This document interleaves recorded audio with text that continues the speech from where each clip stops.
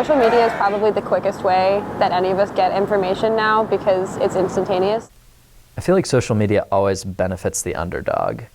Social media has kind of invaded every aspect of our lives. You know, the way we communicate with each other is through social media, the way we find out news, so I feel like why wouldn't it enter the political world? The social media aspect can be beneficial in that a lot more people can engage with it, and it's because it's easier to use and because it's so accessible. There's a lot of individuals, especially like youth, that are now more up to date and keep up with politics through those social media apps.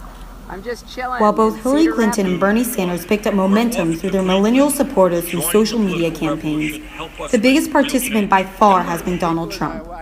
Throughout the election cycle, Trump has used Twitter to heavily criticize his opponents, which even led to a week-long Twitter war with Ted Cruz, another Republican presidential candidate, discussing and defending their wives, and another with former presidential candidate Marco Rubio about the size of their hands.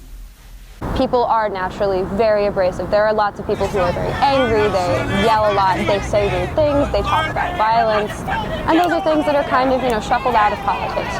But with Trump, anything goes, and it sounds a lot more normal to everybody, and I think that's part of why it's comforting. And some of the reasons that Donald Trump is so popular is because of his Twitter profile.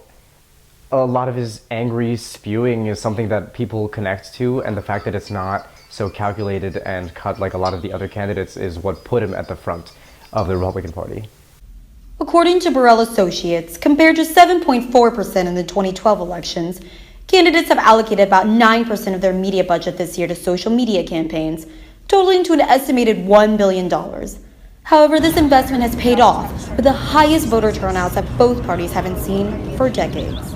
I think a lot of campaigns are recognizing that, at least among youth voters, social media is playing a bigger and bigger role, as we've talked about.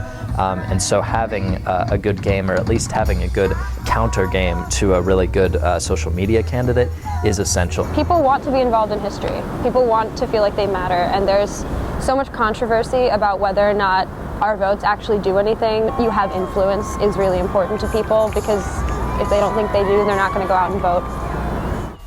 And while social media can't foresee the outcome to this unpredictable election, they do provide insight into the millennial generation, which is just what some candidates may be looking for. Even 4 years ago, you wouldn't have expected to see a socialist seriously campaigning. You wouldn't expect to see a socialist neck and neck with Hillary Rodham Clinton. That just wasn't going to happen 4 years ago.